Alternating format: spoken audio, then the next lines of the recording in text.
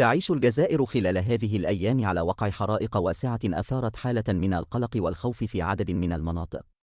فمع ارتفاع درجات الحرارة وجفاف الغطاء النباتي، اندلعت حرائق في مناطق مختلفة، خاصة في شمال البلاد، حيث ساهمت الظروف المناخية في سرعة انتشار النيران وصعوبة السيطرة عليها.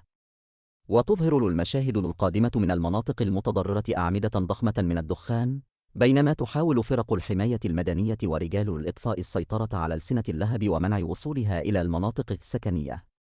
لكن هذه الحرائق خلفت أيضاً خسائر بشرية مؤلمة.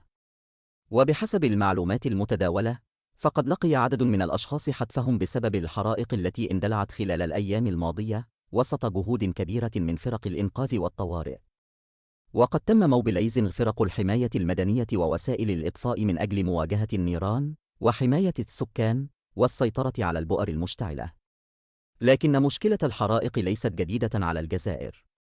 فخلال فصل الصيف، تشهد البلاد ارتفاعاً كبيراً في درجات الحرارة، ومع جفاف الغابات والأراضي الزراعية، يمكن أن يتحول حريق صغير خلال دقائق إلى كارثة كبيرة.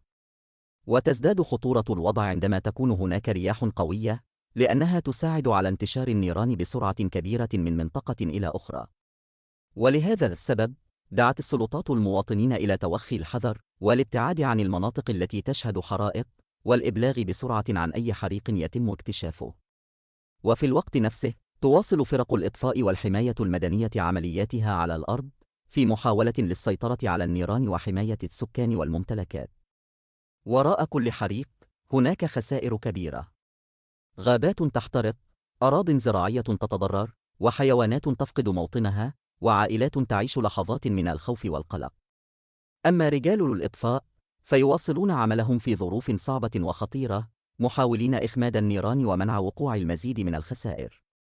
وفي هذه اللحظات، تبقى الأولوية هي حماية الأرواح والسيطرة على الحرائق في أسرع وقت ممكن. الجزائر تواجه مرة أخرى معركة صعبة ضد النيران، ويبقى الأمل أن تتمكن فرق الإنقاذ من السيطرة على جميع البؤر المشتعلة، وأن تتوقف هذه الكارثة دون سقوط المزيد من الضحايا. إذا كنت تريد متابعة آخر الأخبار والتطورات حول حرائق الجزائر، لا تنسى متابعة القناة والاشتراك فيها، ومشاركة هذا الفيديو مع الآخرين.